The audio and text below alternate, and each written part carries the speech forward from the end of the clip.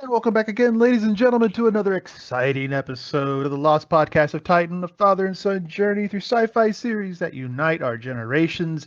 And in case you haven't figured it out, we are 16 episodes in. I am the son. That is the father. Over here, hi. Yeah, yes. Say hello, Papa. Hello, Papa. And I am the son. Son, Papa, Papa, son, father, son. We haven't introduced each other because I feel or I felt that it was self-explanatory, and yet, as I was listening to some of the episodes, I realized we never just outright said it. And some There's people a can be psychic silly. connection. Psychic There's a connection? bond between, there's a bond between nerds. I feel they should have picked it up by now. I'm the older, wiser voice, and you are the Padawan. What the fucking shit is this?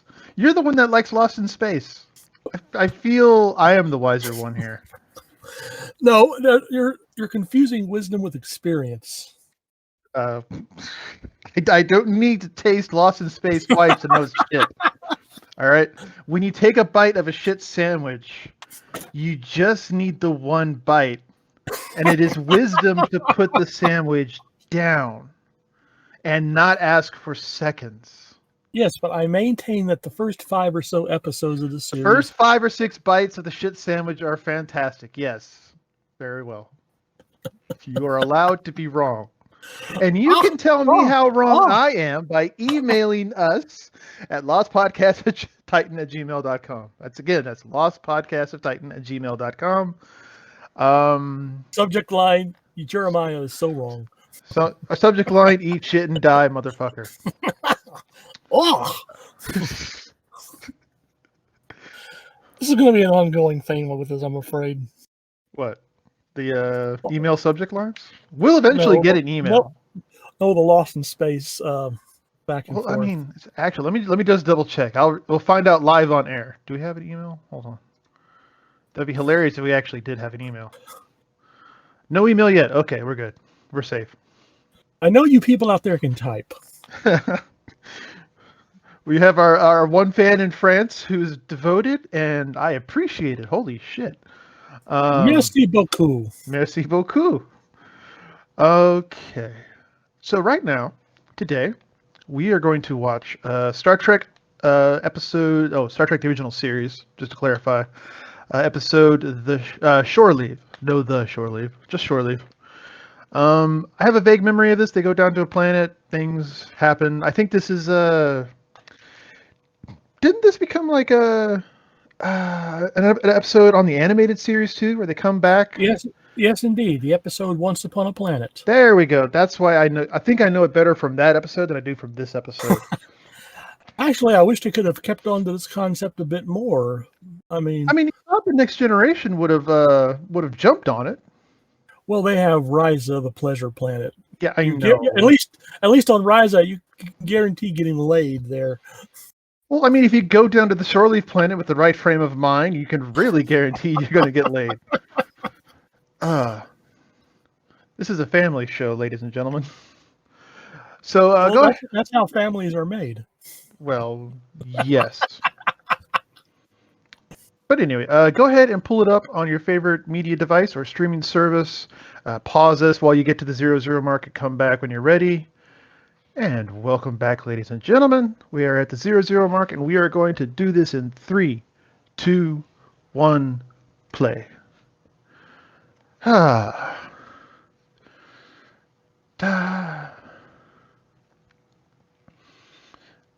do appreciate the designs of the starships. Yes.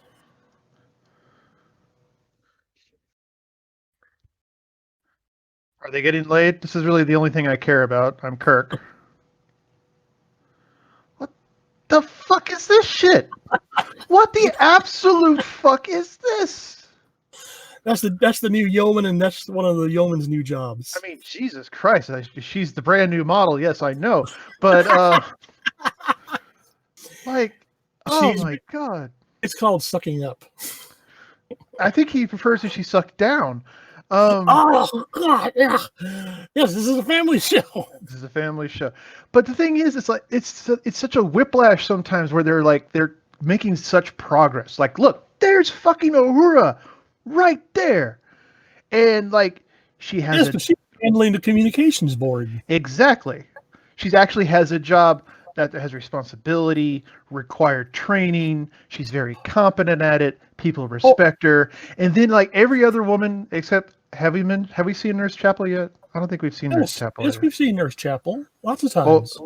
naked was it a naked time or what? Uh, what little girls are made of, all sorts of times. Uh,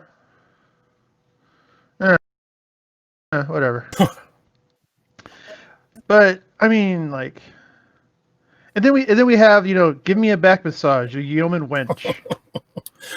Like pulled straight from a bodice ripper novel you pick up at a supermarket and hide between the eggs and the milk. Well, the cashier will see it anyway. Or the cashier will see it anyway, yes. But it's allowed if you can go between the milk and the eggs. So they're looking over this alien planet to see if they can beam down crew members for shore leave. An alien planet, I might once again point out. Are we doing a full scan of life forms, or, well, speaking of which, a full scan yeah. of life forms or microorganisms or the atmosphere? Also, fuck this shit. What? Like, this is like, beep, beep, beep. All right, beam me up. Oh no. A few more years and Kirk would be all over that. Oh, yuck! You know I'm right. He was You all have over she was 19. She was 19. And and you he's have like, hello. and you have the gall to complain about Dr. Smith on Lost in Space. I mean, not that you're unjustified. However,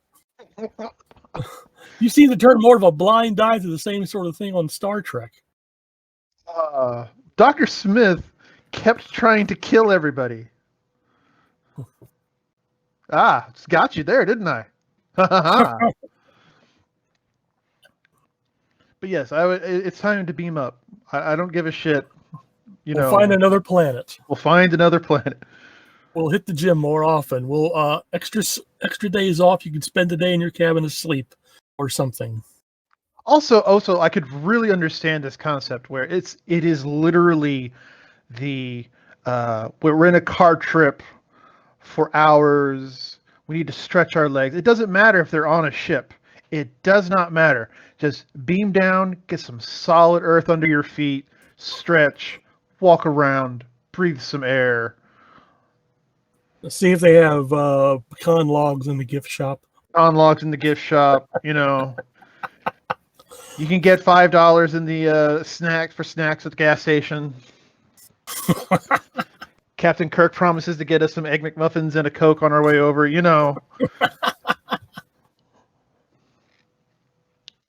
All right. Let's see if they're beamed up immediately, if they're still fucking around down there. Bullshit.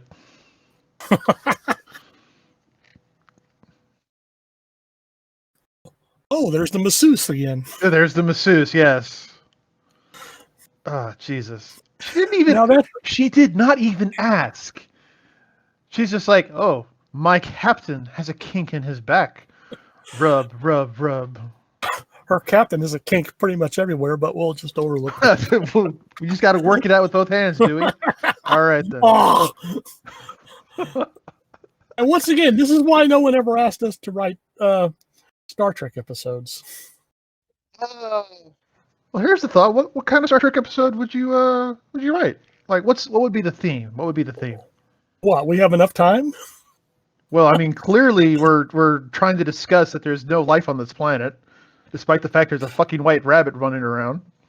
I think off the top of my head, I would have set an entire episode on board the ship and not go wandering around alien planets.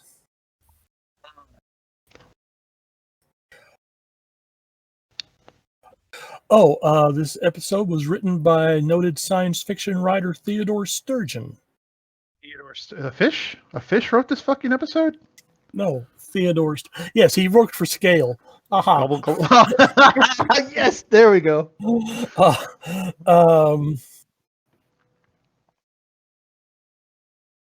He also did the backstory for what would become the Amok Time episode.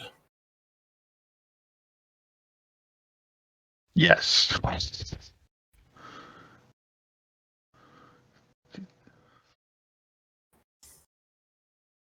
Cuckoo, cuckoo. Do we still have that psychologist on board, or is she still on SETI Alpha 6 or whatever the fuck she was left? What planet she was left on?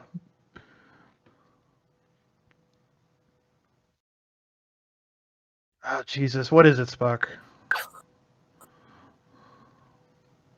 He's clearly bug fuck.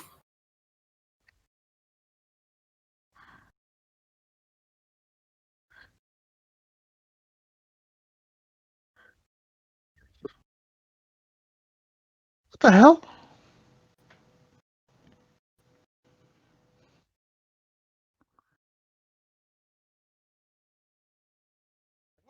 Boom! Oh, damn! Ow! Broadside. Okay, that was actually pretty cool. Wait, did they just fucking spray paint that bush blue? Yes, several of the plants here were given a little coat of spray paint to make them look more exotic, quote unquote. Did they just kill these plants? Because I don't think. Oh, stop! We saw what happened in Balance of Terror. Yes, I was going to say, here we are again. Wow, she certainly seems to have gotten over losing her fiance pretty quick.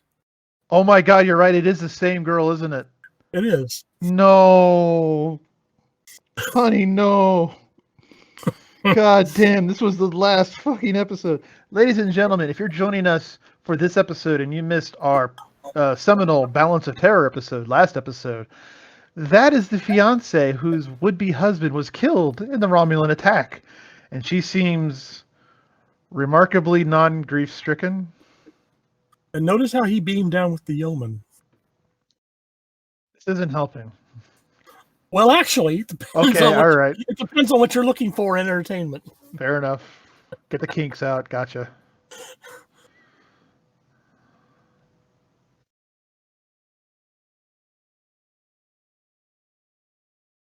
No sir, no captain. There we go. There we go. Affirmative, Capt.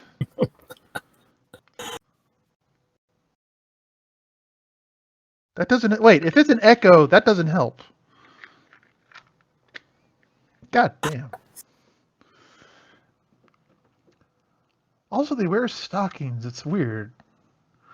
You think they would... I mean, okay, all right. I understand. Yes, I really understand.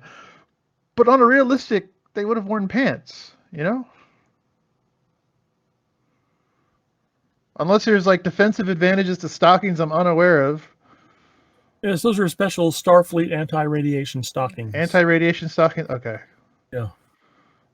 Got to keep those gams radiation free. Got it. Okay.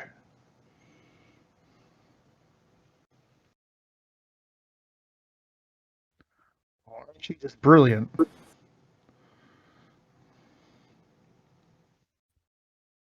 Okay, so here's the thing. So they saw no large life forms on the planet when they did the scan.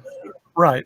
Yeah. So here we have very obvious footprints, and we have McCoy seeing something. Let's give him the benefit of the doubt. He saw something, and they're just going to hang around. Beam everyone up. Send down a security team with a scientist or something. Yeah. Exactly.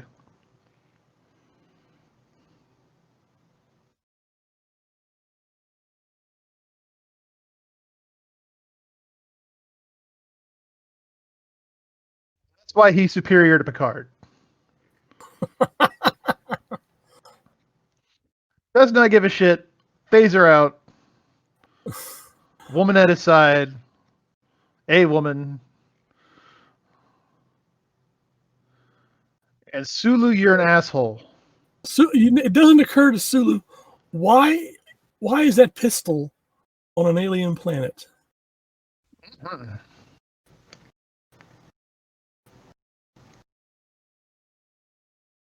Yeah, kinda.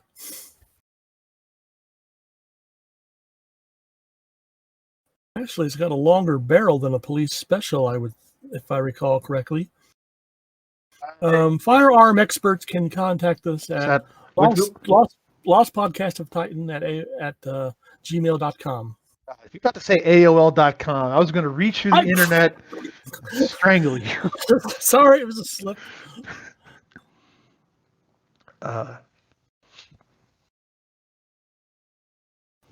Yes, the rabbit dropped the gun.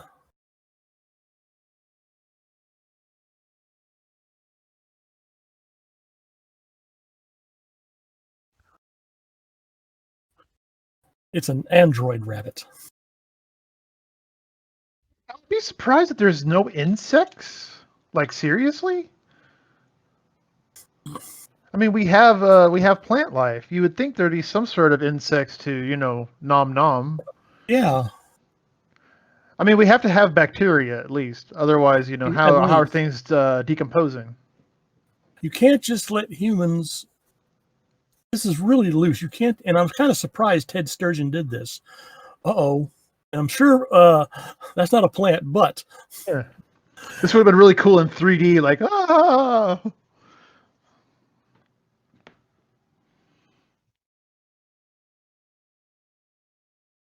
boom.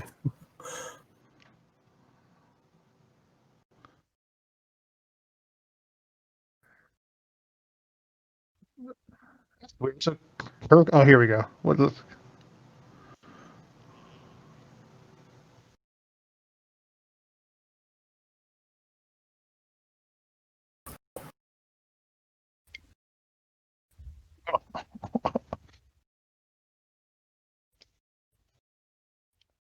Cold soup in your bed? What kind of bullshit is this? Yeah, you would notice it when you went to sleep and you would end up sitting on a bowl of cold soup in your bed. I guess. All right.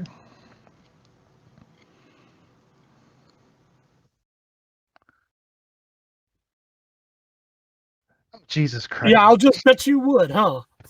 Ah. Not if the yeoman has conveniently wandered away. Oh, Jesus.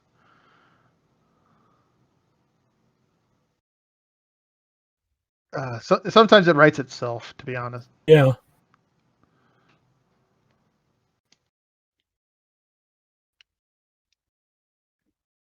I wonder what happened to Finnegan.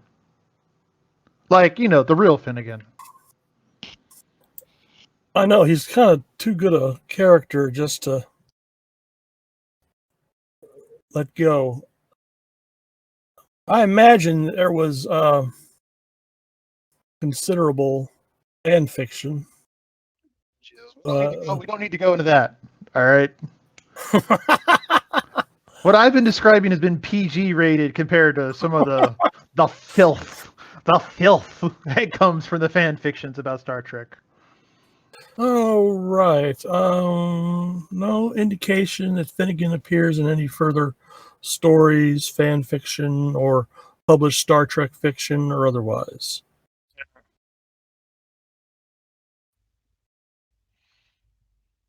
Also, I'm willing to imagine this was played up for his a chance maybe for revenge, because I don't think Starfleet Academy would appreciate Finnegan just outright assaulting the lower classmen. Right, unless Finnegan came from a well-to-do or important family. I don't know. I just touched this painted tree and.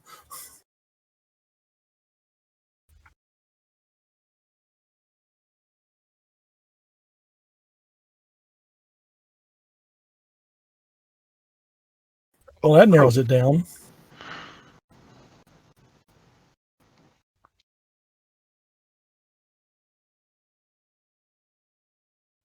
Can we beam her up? Yes. Like this is very clearly an assault. Oh, shut up, Bones. A cloak and a jeweled dagger. Oh, that's clearly Don. No.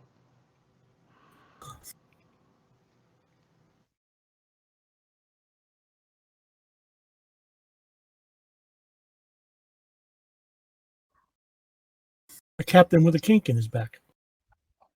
So your Don Juan attacked you? That's, Lord. Well, see, I would have thought Don Juan would have been more subtle and romantic about it. You mean like more like a Don Juan? You mean? Yeah. Oh Jesus Christ! Like, so what does this say about our yeoman's deep-seated thoughts and desires here?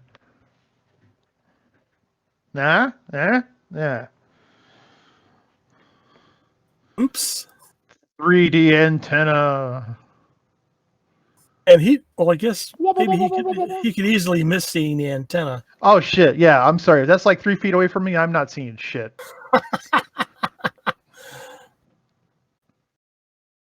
I was over there by the antenna, the antenna coming out of the rock.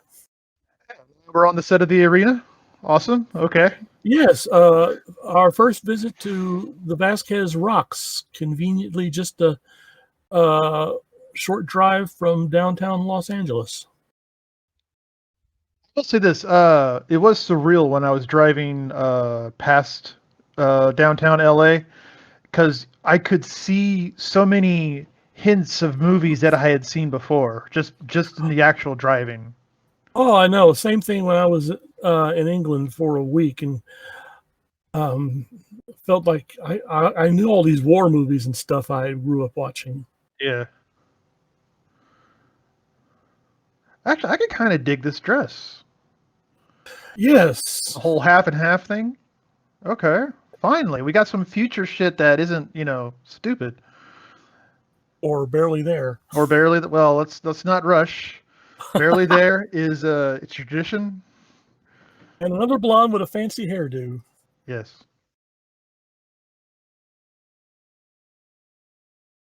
Oh shit! You know what would have been awesome if what was the name of the woman who he had a son with? She was killed. I think in she wasn't. She wasn't killed. The son was killed, and I That's know right. who you're talking about. Oh, Like, what if that was the blonde that he saw, and like so, sort of the continuity thing. I was sometimes wondered, Kirk being who he is, would he not have thought of more than one woman, and they all suddenly appear at the same time? That's Shirley Bond, by the way, who was in a James Bond film, yes. no, well, she was in a TV series back in the 50s called My Sister Eileen, where her sister was played by an actress, and her real name was Ruth. So, well, my rabbit brought me. I dropped a gun somewhere around here. Can you find? How deep in your ass did you have to reach to pull that out? She was on a show in the 1950s who played a sister whose also name was Ruth. Jesus Christ. Well, mine is an attic. What can I tell you? Oh Lord, I was going to say something and now I forgot what I was going to say. You're impressed by my widespread knowledge. Oh yes, the deep-reaching fact pulling here.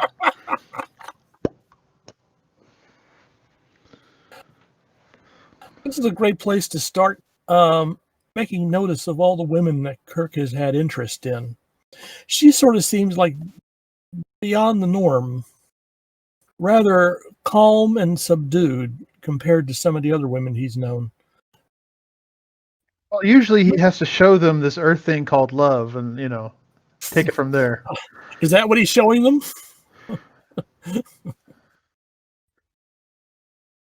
I forget, at the risk of being a spoiler, is there any mindfuckery going on? Like, is that antenna, like, screwing with their thought process? Or is it just reading and producing these things? Because there is no way in hell I could be wandering around an alien planet and suddenly a lovely from my past just walks out of a bush and, You would have to be, it depends on whatever you're thinking of. Sulu was thinking of a pistol for some unknown reason, and he encounters the pistol. McCoy was thinking about Alice in Wonderland, and those characters show up. Yeoman Barrows was thinking about... no, I understand all that. What I'm saying is, if a lovely from my past just wanders out of a bush on a random alien planet, I am not going. I'm going to be very suspicious. My first question is going to be, "What are you doing here?" And then my second question is going to be, "What are you doing here?" This whole, it's me, kissy kissy. No, I'm sorry. Oh, now we're getting unusual readings from the planet. Well, yes.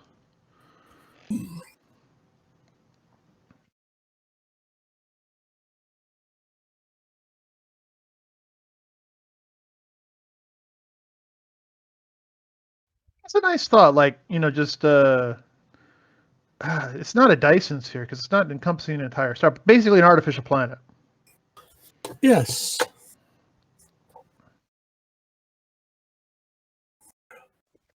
But it would only support life, class M life forms.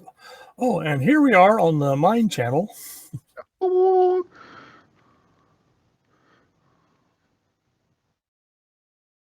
She's been assaulted. Get her on the ship. Get her a Post-traumatic new stress. uniform. She is holding it up to cover her tit. What the fuck are you doing? What fuckery is this?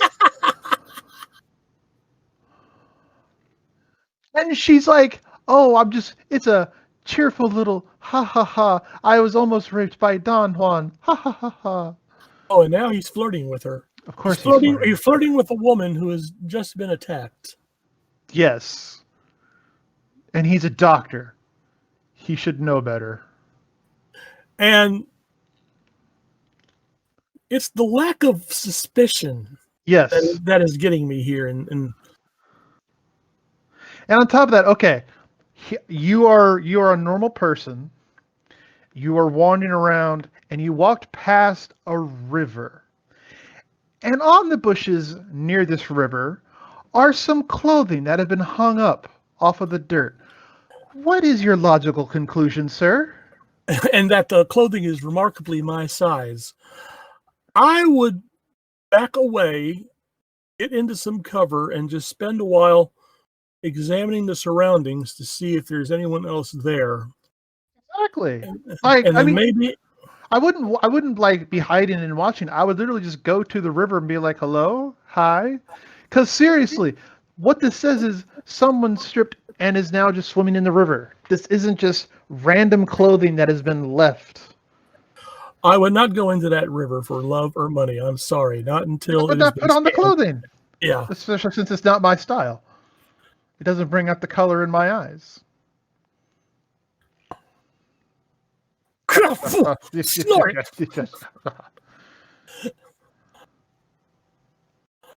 Now, will the planet remove the original clothing?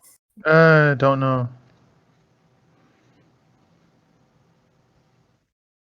Wow. Yeah.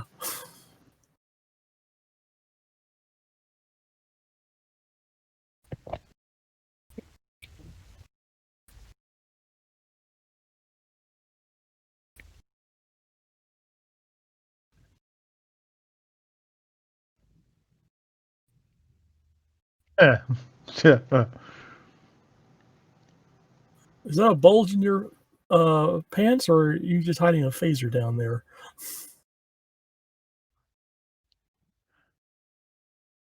Why doesn't she have a phaser? Wait, none of them have phasers. Fuck these people. No. Why are they on shore leave on a strange alien planet without being fully armed? Use the phaser on the tiger. He had. Oh my god! What a fucking idiot! Oh Jesus! He's worse than Pike. Pike just forgot the fact that he has phasers. And left him on the ship. He has a phaser with him and is just. Oh, you have got to be shitting me. Well, the fuck is that on her head? It's called a hat. That is not a hat. A hat accentuates the prettiness of the head. No. Yeah, Jesus Christ. But I was thinking back on Angela back there in that scene. Yeah. I wonder if the planet mechanism would have picked up images of her dead fiance and had him start wandering around. Now that would have been interesting. That would have been very fucked up, and I approve. It's like, baby, what are you doing? I fought the Romulans for you, baby.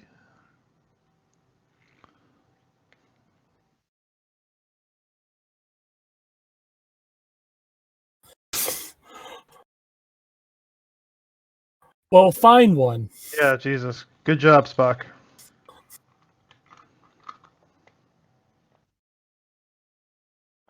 Yes. Yes. Oh, fuck hell. Oh. Or beam us up. And now we have birds. We have birds. Remember? No life on the planet. Don't just look up at the birds and be like, oh, how interesting.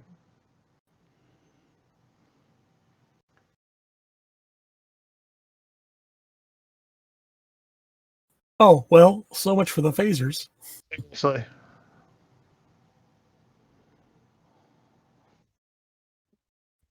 Okay, so, well,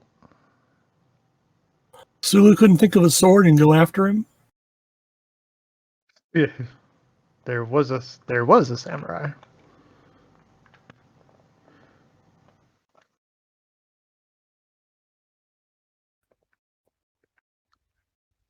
You would think, though, they would have arranged like a sword for Sulu. Or if Sulu sees the samurai warrior with the sword, he would immediately think of a sword, and bingo, a sword would appear somewhere nearby. Well, I suppose it has to be manufactured, but I would think like if they made this as a shore leave planet, and he's like contemplating a battle with a samurai because the samurai was clearly hostile. You'd think there would be the, oh hey, look at this. This is a sword. I was just thinking about this, and then the samurai shows up. Ah.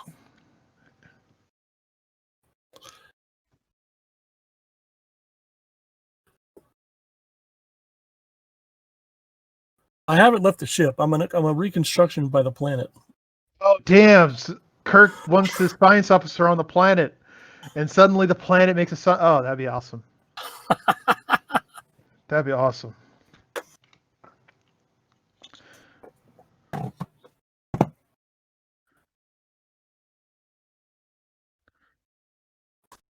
He could actually get a whole crew of, the ideal crew from the Enterprise. Armed and ready to protect y'all. Oh shit! What if the Federation finds out about this, right? And they actually start doing something like that, where they basically make copies of the Enterprise crew to populate Enterprises. Well, the Federation does eventually find out about this because, as we see in Once Upon a Planet, the shore leave planet becomes a regular stopover for crews in that area. Well, yeah, I know, but I'm like, use it for non-stupid reasons, is what I mean.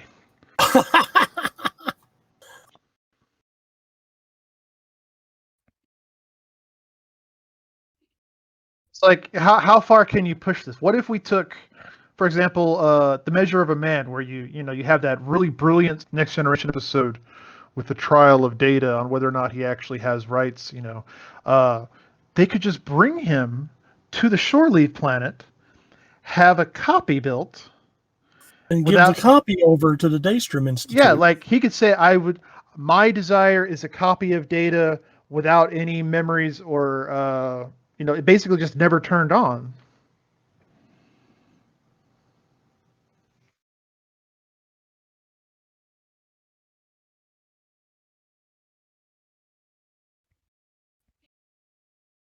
It's actually a badass night costume. Yes. Have we lost the tiger? We're also out of bullets because that's way too many shots. I was gonna say you were counting because I like to do that sometimes, and especially in westerns. I know they're using 6-shooters, and I mentally keep track of the bullets that were fired. If you have a guess about how many bullets are fired, you can email us and let us know at lostpodcastofttitan@gmail.com. Pick up the hint, people. We're lonely. Oh, our first email is going to get read on air. It's going to be glorious. Oh, you might not want to say that until you've actually seen the email. Well, I mean, I'm not going to be stupid either. But if you write us and say you suck, well, I mean, I gotta have to read that on air. He brings up a valid point, or she brings up a valid point.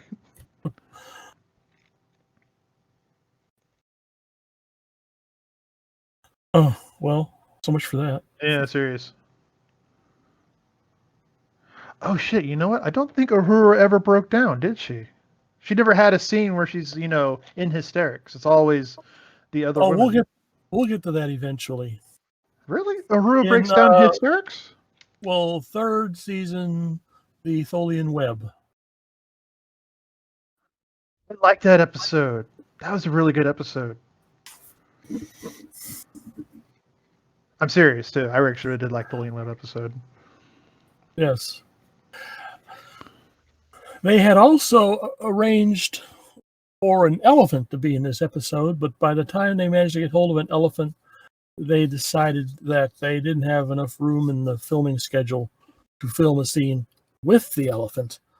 So they sent the elephant back. Boy, Jesus Christ. Because someone still Oh, had to wow. pay for. Someone still had to pay for that elephant. Right. I'd love to see the company in Los Angeles or Hollywood specifically that has to go find exotic animals to include in movies and television.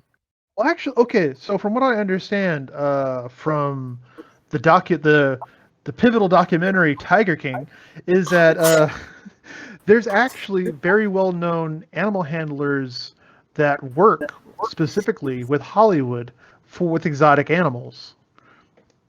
So it's actually probably not as hard as you would think to say, get an elephant or a tiger or an anaconda, something like that. Or a cat that will sit in your lap when you actually want the cat to sit on your lap and not wander around. Okay, Exactly. who's speaking of fighter planes? Oh, I guess it's this guy.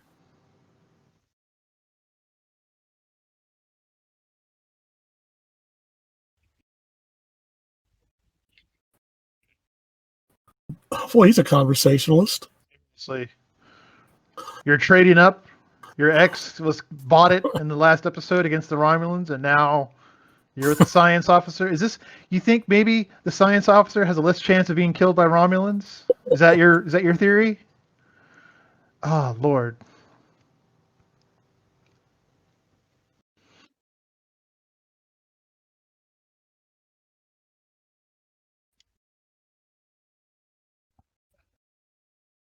Oh no.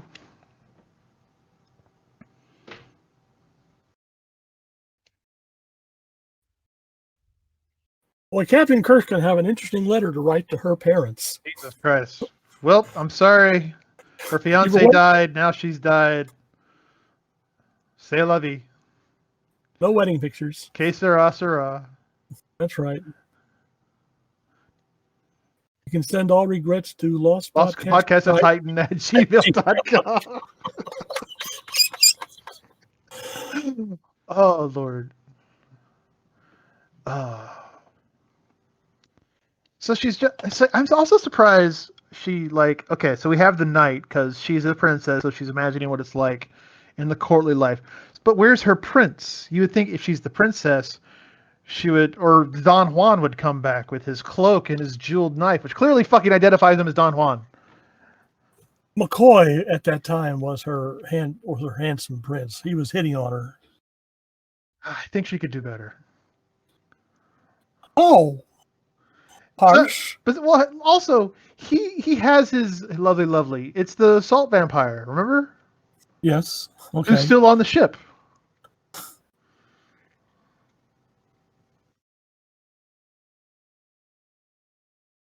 Oh Jesus. Well, actually, I would be suspicious. I mean, wondering if this guy who he knew back at Starfleet was somehow responsible for all of this. This is way beyond like Finnegan's Like he graduated Starfleet, immediately went to an unknown planet, hollowed it out, built a giant factory, put up mine probes just to fuck around with Kirk. Well, Finnegan was an evil genius. Oh, Finnegan's an evil genius. You tend to magnify your opponents in your mind, so that when you get your butt kicked, you can say, "Well, he was an evil genius."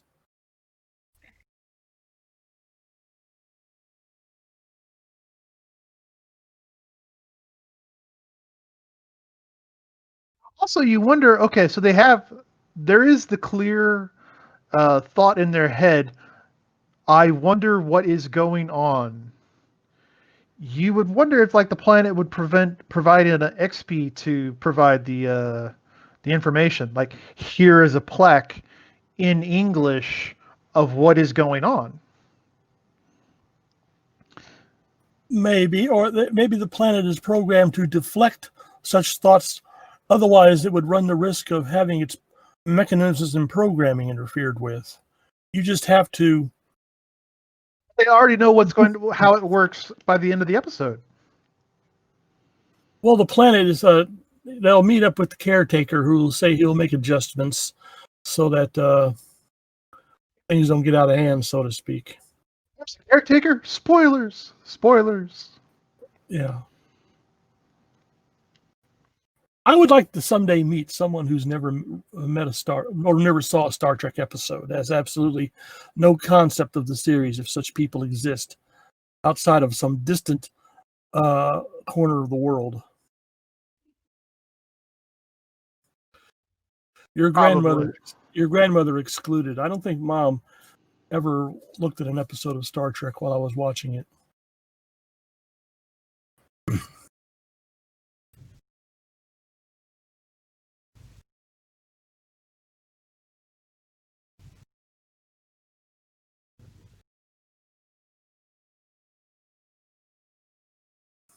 Interesting. If this was actually Finnegan, that would perhaps be his fantasy, to beat up on upperclassmen and officers.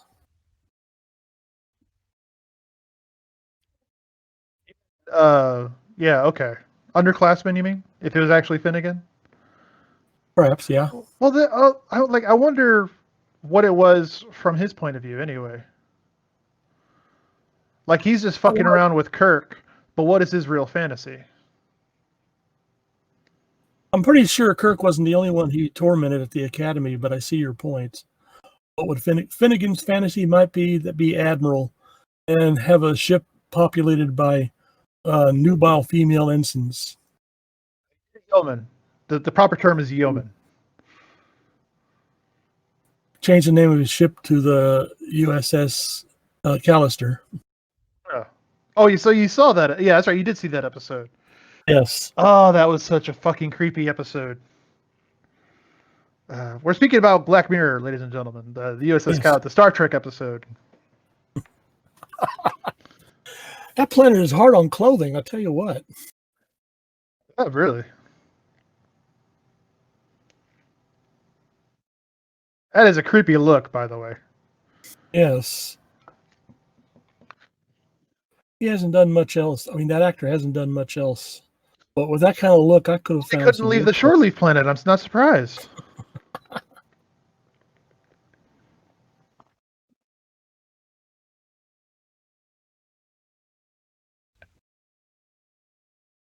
So at this point, this is the shore leave planet mechanism daring Kirk to find answers. No, it's not daring. It's like you have to earn the answers. Kirk must overcome his problems, fight through this deep-seated victim mentality from Finnegan. Like, maybe that's why he's how he is right now, is because he felt so berated and beaten on by Finnegan that it basically broke that grim exterior and taught him how to, actually be a good captain. But there's still that unresolved issues that he now has a chance to work through. The planet senses that and is now providing an option. Okay. Which makes me wonder if maybe Finnegan wasn't really an upperclassman, but maybe a Starfleet instructor specifically looking out for the grim uh, underclassmen to purposely fuck with them to make sure that if they're going to go through officers training that they actually have their chops. Or maybe that's why they allowed the upperclassmen to do it in order to, facilitate this. Well, obviously, I haven't served at a military academy, although I did spend a few years at Texas A&M. But they do, I noticed that, except the fact that they do at the academies purposely try and break underclassmen. They would rather have the person break at the academy than break while in command somewhere. Yep. Punch.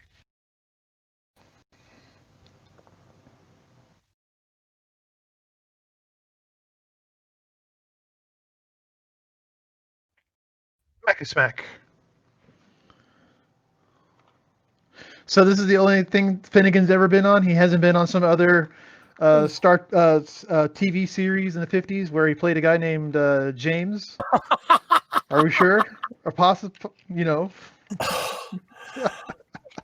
The things I do for this podcast, jumping through hoops and all that. All right, he was in Voyage to the Bottom of the Sea episode. Oh, really? So he was in an episode of Time Tunnel. Uh-huh. Good grief. I mean, I'm not exactly sure about you, but in my mind, I want this podcast to be populated by someone who actually knows something about the genre and background, rather than just doing, say, a podcast of a motion picture and then sitting around with their thumbs in their mouths, not knowing any background detail. Or at least, I mean, I don't claim that we are the most informative and exhilarating commentary channel in existence. Far from it. But I've seen some quote unquote reaction channels where they're literally just watch a movie for a couple hours or watch YouTube videos and give no reaction at all, and that is their content. And I'm like, they're saying they never seen those movies or anything before. Now, how did you get repaired clothing? No, it's still torn. No, it isn't. Yeah, it is. Look. Well, it will be soon. No, it was just adjusted. See? Oh, okay. Wait, it's on the wrong side. Yeah. Hold on. That doesn't make sense. Oh, you're looking for sense. Yeah.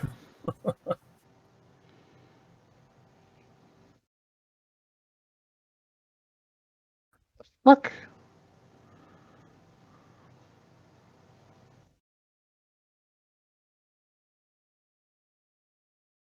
Confused karma. Stand in one place and think of nothing.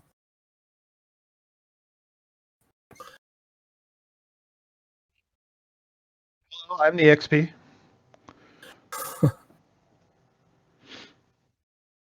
And you're going to be hit with such a fine. Oh, Jesus Christ. Y'all have all, had shore leave on the planet. We have ticket prices.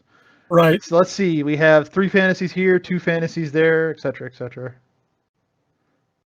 You apparently signed on for our attempted rape package and yes. ignored the price in the catalog. Like, seriously, okay, they're all going to beam up to the ship and just slowly look to the Yeoman. Slowly look back forward and not say a fucking word.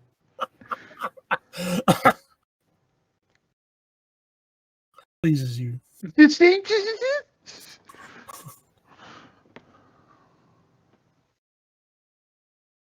And the Vulcan knows about that, but it doesn't occur to the humans. Yeah, pretty much. Thank you, Spock.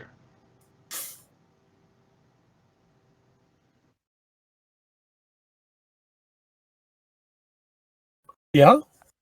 Seriously, yeah. Some people put on podcasts. Yeah, some people. Yeah. And you can tell us how. Oh Jesus Christ! Oh my God! Oh, fuck. Oh, really? Taken below the surface, yes. Yes, they went down. I understand. Of You course. saw the factory complex Got 2 fresh models, of course. right off the Oh, assembly line. Still seriously? cherry. Oh, they're demonstrator models. I had a coupon. Like, but they're not even dating. Like, seriously. Some possessive women on this series. On top of that, like, do we need to discuss Miss Don Juan over here?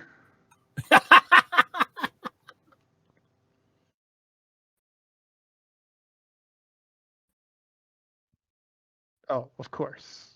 If you thought I did not see Spock smile, if you saw Spock smile there, you can let us know at Podcast of Titan. I love Podcast of Titan at gmail.com. Oh, fuck. Oh, Spock, you're really no That help. shit-eating smirk.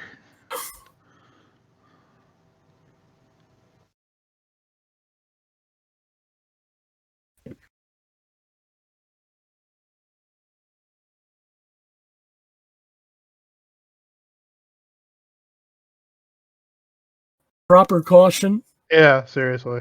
from that bunch.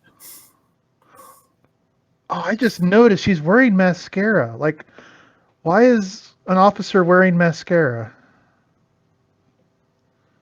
Don't act too shocked about this, but I have absolutely no information on hand concerning regulations for military females and makeup. The grieving widow over there is also wearing mascara as well. Okay.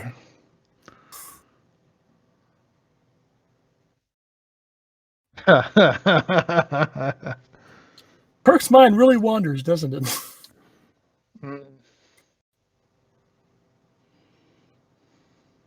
You've seen Solaris, haven't you? I was bored to tears. Yes. That Oh, well. pretentious piece of shit from Russia. Yes, I've seen Solaris. Yes. Did you see the American version with George Clooney? The Americanized piece of shit trying to be Russian art cinema. Yes, I saw that as well. All right, well, so much for that line of conversation. God damn! It's like, oh fuck that director. Okay, what's the director's name? Andrei Tarkovsky, who did the original. That motherfucker, Tarkovsky. I am going to take a camera. I am going to take a camera and I am going to plant it on a hill. And then I am going to take 30 fucking minutes to slowly pan across the forest. And I will get blown. My dick will get blown on camera by art critics everywhere. I will be called a genius because I took a camera on a hill. I planted it, slowly pan. Yes, this is a forest. There will be no dialogue. There will be no music. There will be absolutely fucking nothing. Yes, take all of my dick. Oh, Jesus, that motherfucker. I was like, sometimes I like to, that was our Star Trek episode, ladies and gentlemen. So sometimes I wonder, I would like to be a film director, that sort of thing. And I question myself, am I of enough artistic fortitude to create something new in the genre, to make a mark, to not just make money? Because it seems if you're a halfway decent director, you can make money. But I would like to make a mark. I would like to, get in some books, have some discussions. Can I do it? Yes, I can take a fucking camera to a goddamn hill, plant it in the ground, pan, and instead of doing it 30 minutes, I will do it 35 minutes, 5 extra minutes, because it's 20, and we have the technology. We can do it 5 more minutes. Extra 5 minutes of the forest shot to establish the mood that we're in a fucking forest. We should just spend this entire podcast. I just throw out movie titles to you and let you rant. Have you ever seen the Andy Warhol film Empire? Andy Warhol. Empire. Hold on. Let me just double. Andy Warhol Empire. Yes. Empire. Andy Warhol was the director, if you can call it directing. And I'm going I to don't get know. yelled at. It's a 1964 silent film. So fuck it. No, Well, I'm kidding. it's So, 485 minutes of one side of the Empire State Building. oh, what? Seriously? Oh my god. Seriously. Was this critic? Hold on. Release Legacy Warhol. Hold on. Mechanical projectors. 16 frames a second. Oh my god. What is this? This is just. I want to make the world's longest film. Oh, he can go fuck himself. Yes, ladies and gentlemen, just incredible discussions here. Incredible dynamic commentary on the nature of Russian cinema. Yes. Oh God, I remember because I remember you said, what was the movie? It was it's the one where they went to Chernobyl, right? Isn't it the one with the forest shot? You're thinking, might be thinking of another Tarkovsky film, Stalker. Stalker? Okay, yes. It's that's the one where they had that forest shot, and it might not have been 30 minutes. I think it was like 10 minutes, but it was literally just 10 minutes slow pan across the forest. Fuck it. It's like, if you are in a country that has no sunlight, no water, just vodka, I could see how that would be the world's most groundbreaking cinema. Like the reason why so many people saw that movie in Russia is because it was heated inside the theater. And they're like, duh, we go to theater. We are warm for hours watching scene in the forest. We have the vodka. Let us go. Aye, comrade. Da, da, da, da, da. I'm going to stay here for another showing because I'm so impressed by the heating system. By the heating system, yes. Okay, you know I'm right. All right, I know you're right. He made another film. It's a shitty film in a space station with some color outside the screen, you know. It's supposed to be deep meaning and reflection on the human condition. I do not care. Vodka and heat. I suppose it shouldn't surprise you that the first time I saw Tarkovsky's Solaris was at the Houston Theater of Fine Arts. Of course. Not in a movie theater. And not right under the forest. It is famous for a really extensive shot of one of the characters in the film. And he's riding in the back of a car and it's going through a city. And it lasts about 25 or so minutes, if not 5 hours. And I eventually read the explanation of that scene, which didn't really help my perception all that much. I had to be in a special frame of mind to watch Tarkovsky's Solaris, just like watching David Lynch's Eraserhead. Drunk. Yes. And I've seen Eraserhead. Okay. Fuck Eraserhead as well. Here we go. Like, I'm sorry, but there are these films that are built around a fucking premise, and that is it. And somehow they are just lauded by the critic. All David Lynch wanted was the reveal of the kid at the end of the movie. That is, or, you know, the reveal of the kid. And he built the entire movie around that. That's it. There's nothing else. Also, what other weird shit can I throw in?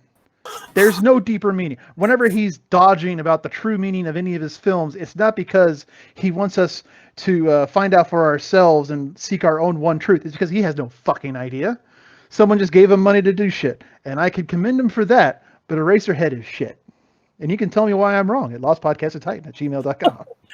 And he's the one who went on to do Dune. Well, Dune's good. You always get one. You didn't like Lost Highways? Too pretentious. Or Wild at Heart? Too pretentious. I also didn't see Lost Highways or Wild at Heart, so I can't really say. Thank you. I was going to say, I suspected that one. I didn't get a 15-minute dialogue on either of those from you. I think, wait, doesn't Lost Highway have that one scene of, like, the devil? Like, here, go ahead and call me at your house. I'm there. Yes. Yeah, okay, yeah. One of my favorite scenes. Yes, and you want to know who can't explain that scene? David fucking Lynch. I remember I was looking at some commentaries on some of his films, and he famously just doesn't give a shit about trying to explain anything, and you soon pick up the fact that there is no explanation. He's just fucking with you, which is understandable in its own right. But Okay. but I some am of the the hoity-toity one in this relationship. you like Lost in Space. You can sit the fuck back down. You probably also like the 1970s Battlestar Galactica. That so. No, not really. Oh, But at the time, it was the only thing to watch on TV. and that's the thing. It's the only fucking movie in Russia. Of course they're going to see it. Oh, Well, if you've ever seen Russian television, then you'll understand why they probably went to the theater to see Solaris. I mean, have you ever? No doubt you've seen the Trollololo Man video. not off the top of my head, but I do know that there's this traditional Christmas movie in Russia. Hold on, what's the name of the? Hold on, it's traditional Christmas movie in Russia. The irony. Yes, that's the name of it. It's called The Irony of Fate. It was when I was doing my private research into what shit was like back before I was born. And apparently, the design of Russian cities was cookie cutter, like literally cookie cutter. And this guy flew into the city drunk and did not realize he was in the wrong city, gave his address to the cab person, and because there's the same address and same building in every city that looks exactly the same, he's taken to this one woman's apartment. There's a misunderstanding, and they fall in love, blah, blah, blah. That's the Christmas movie that's shown every year in Russia. But it's also like complete shit. So there we go. Okay, you need to watch some Sergei Eisenstein films. He's one of my favorite directors, and he was Sergei Eisenstein. Eisenstein? Yes, specifically Alexander Nevsky and Oh, and a Ivan the poofed out Terrible. Eraserhead. Got it. Let's see. If it wasn't for Sergei Eisenstein, then Ralph Bakshi wouldn't have had 3/4 of the footage he needed to make Wizards. Oh, fuck me. He's a film theorist. Oh, God, no. Oh, no. Let's see. October, 10 Days I Shook the World, The General Line, Romance, Sentimental, Ivan the Terrible, Part 1 and 2. Yes. Yeah. He wasn't that terrible, Ivan.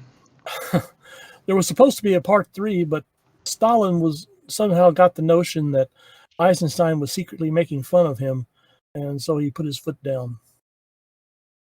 Well, at least he wasn't killed. Wait, hold on. Died. 1 second. Hold on. No, he wasn't killed by Stalin. Are we sure? Okay. Heart attack, 1946. Are we sure? Heart attack, 1948. Are we absolutely sure? It's like 2 heart attacks. Let's see. Yeah, I think Stalin got him. That's what do you call a bullet hit in the heart? It's a heart attack. It attacked the heart. But yeah, so that's why Russian cinema sucks. Thank you very much, ladies and gentlemen. That was our Star Trek episode. Shortly. With a brief foray into Russian cinema. Yeah, actually, what do we have next? Hold on, let's take a look. Back to Brad.